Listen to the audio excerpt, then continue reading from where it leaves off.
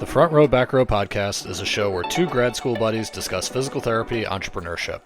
I helped guide a company to an 8-figure exit, and I'm now starting my own mobile company. Brian grew his mobile practice to 4 clinics, and he's now doing $1 million in revenue. Join us as we help you grow your own business.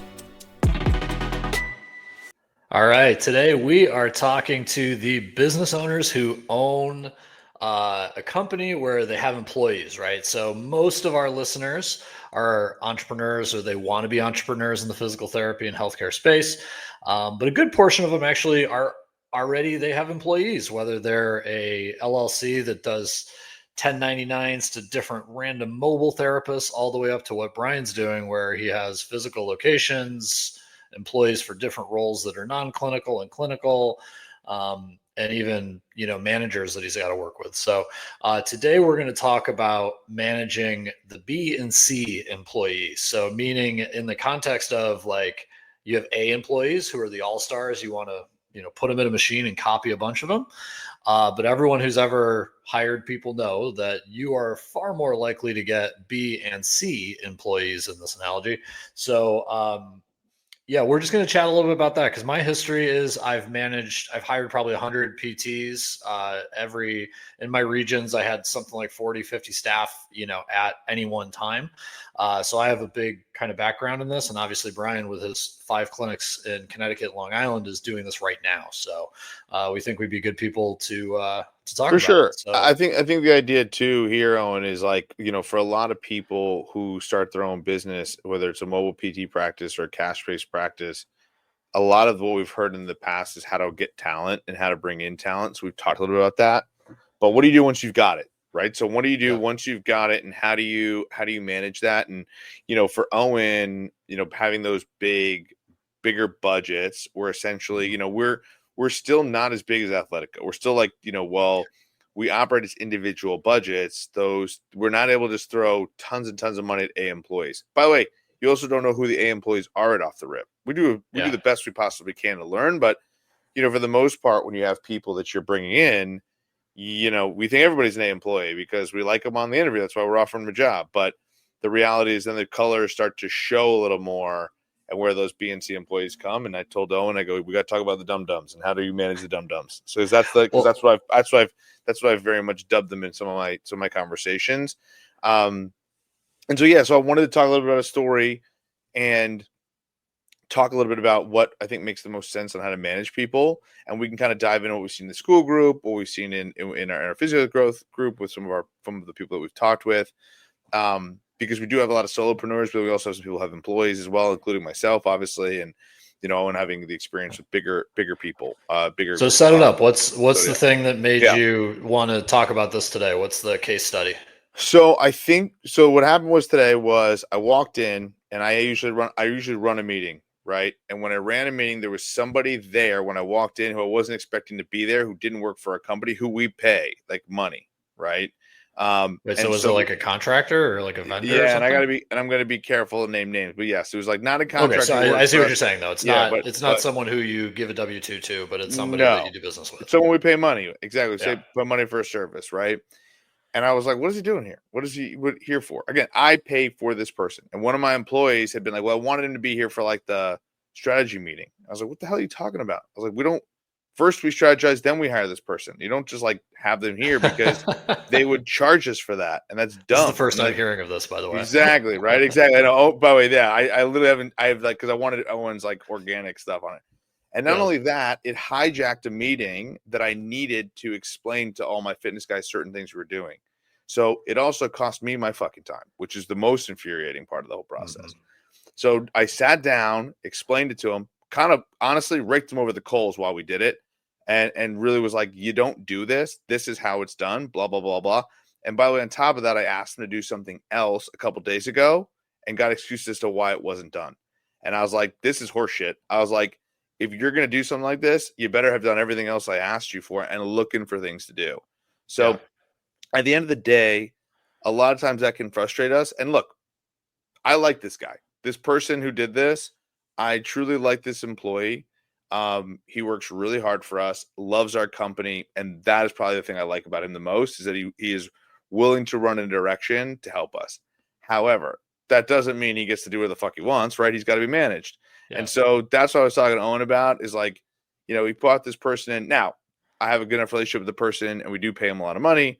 So he was like, listen, I wanted to come down just for blah, blah, anyway. And I was like, I got it. But at the same time, you also have to know how I feel about it and that this is inappropriate and how it's got to work moving forward. So nevertheless, that was kind of the story. Now, do I have other stories? I got fucking endless stories.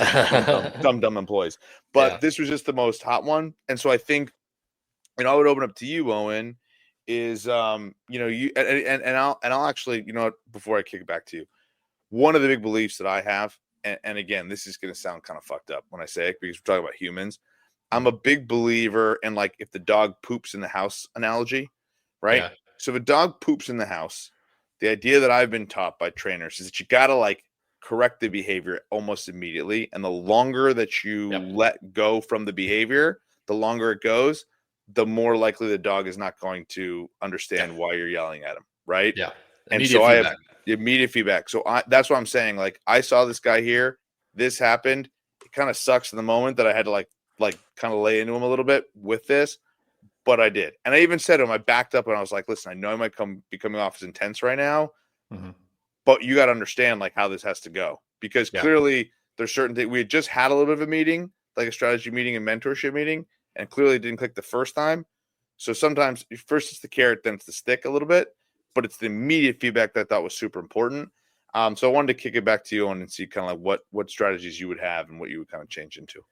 Well, I always look around the incident whenever I'm coaching people and whenever I'm saying, okay, this is the incident that obviously is, the dramatic sequence of the story, right? But you got to think there's two things. There's kind of a prologue and then an epilogue, right? And you're looking and you're saying, okay, well, the first thing is what you were talking about before. You had the mentor meetings and things like that. So there was some level of understanding that you had. And I typically, not to bash you, but I always say, okay, as a manager, it's my job to know everything. And then the employee basically gets kind of led, right? And this goes back to our A, B, and C players. Like the A players, you don't really have to do much, right? They kind of get it. They're probably going to take your job one day. They're the easy set it and forget it people. But I think something like 85% of people are not A players, right? Where they're autonomous like that. And you as a manager have to kind of figure out and understand that and then understand where they're at. So I would say like, this is a weird situation and that it's not something that happens every day. Like I would be more concerned if it was like a daily kind of performance thing where you had a kind of blind spot of this guy's lack of understanding, right? But that's where those one-to-ones come in. That's where all that stuff comes in. I think for these like initial things, a lot of times I tell managers like you can't. That's not a thing that happens all the time. Like your strategy meetings aren't. I'm assuming they're not happening. How often do you have your strategy meetings? That's the part that was hard about this. I have them once a week with this particular part of my team. And so when that meeting got fucked, now what happens is, and this, now it goes 2 weeks, basically. Okay. Or what's going to really happen is I'm going to work my ass off and have individual meetings with each one of them, which also wastes my time, right? Okay. So then with this, in this case, you want to then just have the conversation of, look, how one of these really go, right? You have to understand that this is so far outside of the bounds that it needed clearance with me first, right? And establishing that kind of command. Now, I think I'm not really mad at how you handled it, right? Like in terms of like, dude, this is not cool. This is what we're doing, because these are people that you're strategizing your business with. These are people that theoretically are above and beyond the average employee, right? So these are people that you're trusting their opinions. You guys are trying to figure out stuff for the future of the business. So they kind of need to know that right away, right? And if it is a mission critical thing you're talking about this week that has to be done, and that person being there kind of compromises that, right? Because maybe he's in it, maybe he's not, but you can't talk freely about it. Then yeah, I mean, I don't know if you did, but I would have been like, okay, dude, you can leave. I'll call you later, right? Yeah. And sometimes you do that, sometimes it's appropriate. I'll let you be up to that. But then it's afterwards, right? It's talking to the person after and saying, okay, this is what I expect. This is what led you to think this was okay, right? Because then you're going to get a lot of things of like, well, I mean, I thought it was a good idea. So, well, then you got to say, well, okay, I'm the boss. Yeah, So don't 100%. do that. Yeah, But if they said like, oh, well, I thought like it would be really good for this. And then I try to figure this out, but then it felt like this is the thing. And then the last second I was like, you know what, just come to the meeting. I really want to know this. And I meant to tell you, but I'm sorry I didn't. Then you can be like, all right, like just pause. There's other meetings. We can talk about it. You don't have to be the golden child every single meeting. Like you're for on this sure. team for a reason. We trust you. And this Don't and make this rash is decisions. and again, like I think this is something to come across. Like this is why I wanted to talk about this in a podcast because it was an interesting topic for sure and Yeah. something we have never touched on in our podcast. But I agree with Owen's second approach of what I think happened here. This kid is one of those guys who's super young and energetic, and he wants to help super badly. He just didn't do it right, right? And like Yeah. that's what it came down to. And give me that guy all day long because, quite frankly, like it's like the puppy that you love that you got to stick the nose in the poop or however training technique you want. Don't cancel us. Yeah. Whatever the dog training thing is. Immediate feedback. Exactly, immediate feedback. So the idea basically with what Owen just talked about was exactly the approach I took. It was tough constructive criticism that was pointed. But exactly, I was like, "What's your plan? Like, what's your plan here?" And then there was no plan. And I was like, "Well, then why is he here?" You know what I mean? And like it was that kind of thought process. And again, like to your point, and Owen, and actually this is something I didn't touch on that Owen just kind of reminded me of. I go, and why now during this meeting that I need time for this? You just threw a whole monkey wrench in this whole thing. That's I think the other part that I don't think you fully understood was like, this is my meeting, not your meeting. Don't do that. Like this is not like I wanted to like the aspect of inviting this person in. We could have scheduled a separate time to talk, and then we all could have talked together, not the person's here at any given time and they can just talk. You know what I mean? Well, So, and I think this is a big takeaway for anybody listening is that like stuff's going to happen and it'll be entropy, man. It'll be different things. One guy's, all you just described was a room full of really great employees and a contractor you liked, right? But somehow it's a problem, right? yeah, So like everything is entropy. Everything will happen with that. And you as a manager, your job is to try and foresee the future and control that as much as you can, knowing other people's tendencies, right? yeah, So you have a good understanding of this employee. They're a trusted employee. Now you're looking back and saying, wow, I did not coach this guy on like etiquette for like yeah, competitive business, right? He's still a little bit more of a bleeding heart idealist, right? Which again, I would take that any day. Now you need to refocus your coaching, right? So that's where we say when we manage B and C employees and try and move them up, a lot of people will say you can never move a B employee to an A employee. And I tell people you I can, disagree. you just can't move all B employees to A employees, right? Agreed. So there's a lot of people who are at that B level that with the right coaching, right understanding of your systems, right understanding of what you expect and the goals of your organization can become A employees. Good managers make more A employees, right? But it happens through things like this, right? And being able to have the the prologue of he likes me, we are good, like he trusts that I'm doing what's in the best interest and not trying to call him out in a meeting, right? To be a dick, right? And then the epilogue of you follow back up with mentorship and all that, and you repeat that over the course of 6 months to a year, and I guarantee he's going to be better, right? So Totally. that's where when we talk about like can managers make a difference, like it's those people that make a difference. I think the key too is like, this is the in between of like, this is not an employee that I want to fire, right? This is not an employee that I want to like discipline in that way. And quite frankly, we've created a culture where I can kind of dress him down and be like, hey, this is the deal, man. And like talk to him. And like, then he takes that feedback and he gets better. And so I think that, I think the pie in the sky thing, especially a lot of people who listen to this podcast who are like, well, I'm not going to have employees or like, I'm going to hire a bunch of people. One of the things that I think that happens when people go into business for themselves is me included, by the way, when I did this. And I know Owen might even have more foresight because he did go the corporate route first. This is the advantage that Owen will have as he builds his business. For me, I manage some people, but I was able to like, with you're in a different position managing people when you're not working for yourself. There's a different voice that people hear coming from the owner versus when people hear it from other employees that are holding them accountable, right? And I've also identified that within my business, which we're establishing really good leadership in business is important. When it comes to A employees need to become leaders of your business, and you need to pay them accordingly, by the way. Like Yep. one thing I've learned is like pay employees more money so they stick around, become leaders within your company. They're fulfilled, they do really well, and they grow Mhm. beautifully with you. On the flip side, to be naive and think, well, I'll never hire a B or C employee because I'm the greatest interviewer ever is absolutely bullshit. So you No. have to understand that some A employees, just like I would say to Owen, that you can absolutely take a B and C employee and move them up into an A if you coach them well. And again, I don't think it's like a C moves to an A right overnight, but I think they can move up a ladder and climb and grow.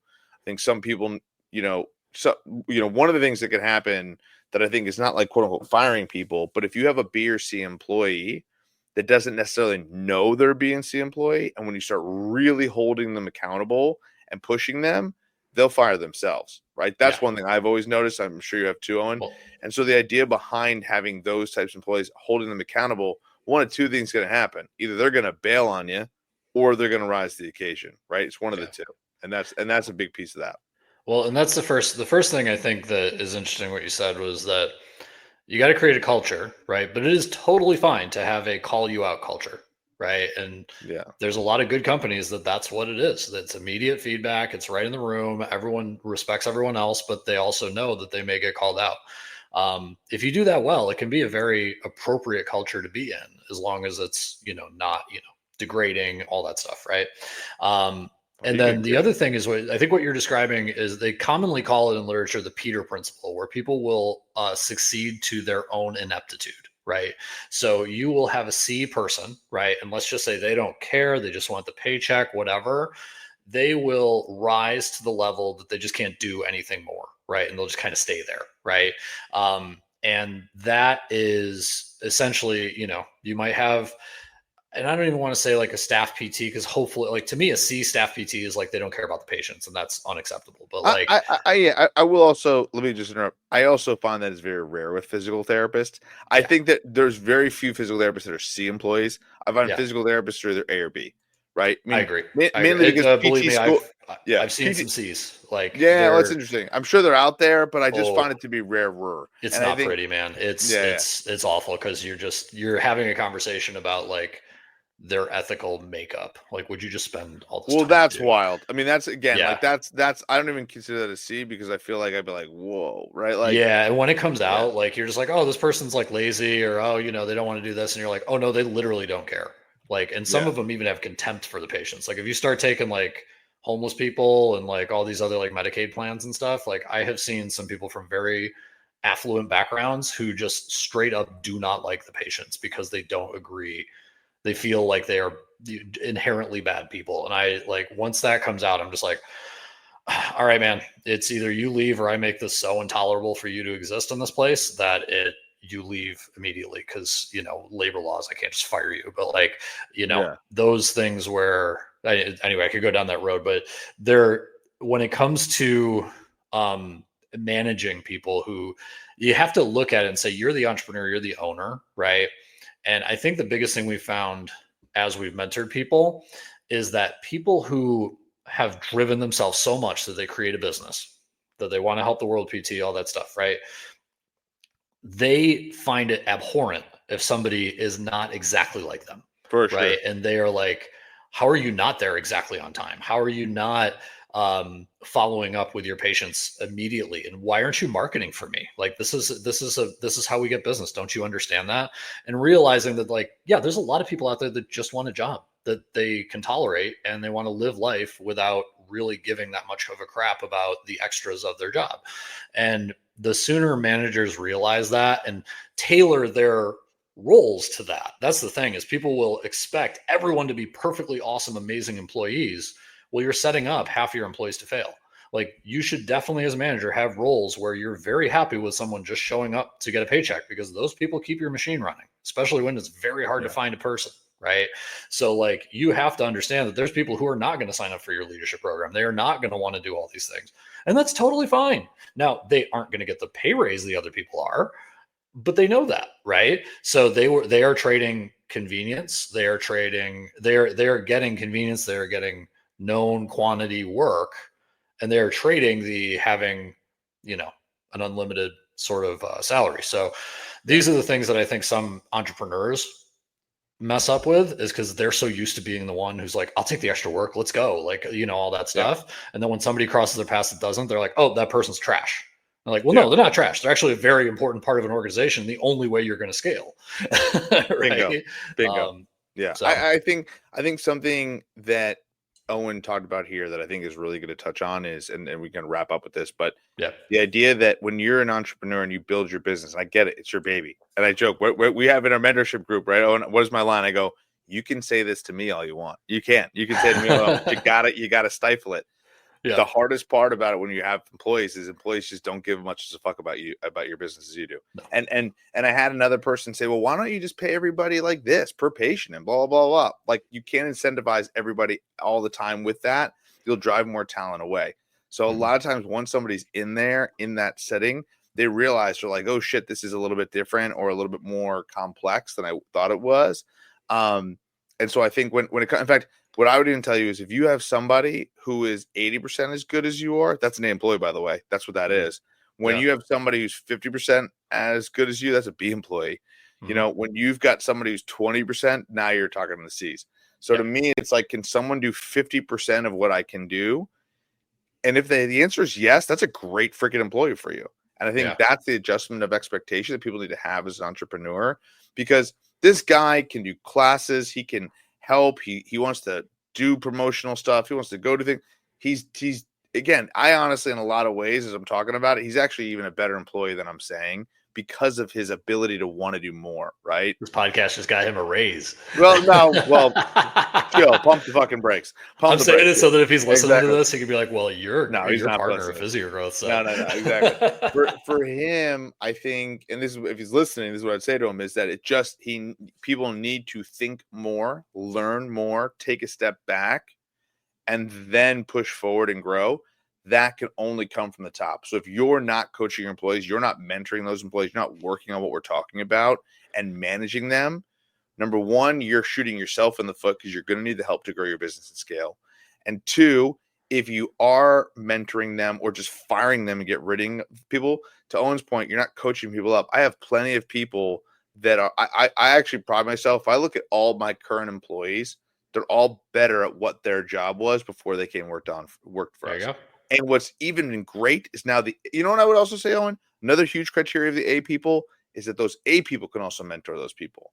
So now you can actually grow it that way too. So like what Owen was talking about, doing that as well. So by the way, if you ever want help with that, like that's what we do at Physiogrowth, right? We've literally, we for one person, we're like a sounding board. I go, bring it on. You can hit me with all the venting you need, and we'll talk about those. And this is exactly where this is meant to be, because we are all in the same boat together. Entrepreneurship can be lonely.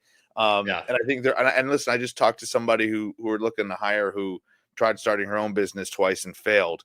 So there are plenty of people, again, for those also listening who are like on the fence, entrepreneurship is also a great way to do this. If you can become an A employee within a business, you will get paid more money. So with a good owner, find a good owner, be a good employee. Like I could tell another story about that. And I'm looking at somebody who's doing something I think is dumb. She can make more money working for us than going off and doing her own thing. And I think in a year, she's going to come back and talk to us. And and again, she doesn't realize how big of a leverage position she's in right now with us, because we desperately need help, because we're going so fast. Whereas in a year from now, maybe I have found all that help, and now she's lost that position. I have seen so many PTs lately. This is the only problem with cash PT. The grass is not always greener, guys. If you jump to the other side, and you could be a huge employee doing, getting a nice salary with a growing company and really build well, that might be way more advantageous than going off on your own sometimes. So anyway, that's the other piece I would say. So if you want that mentorship, Physiogrowth, we can definitely help with that too. So hit us up, physio-growth.com. You'll get all the links there. Join a mentorship group, and hopefully we can help you. All right, my friend. Cool. We're out. See ya. See ya.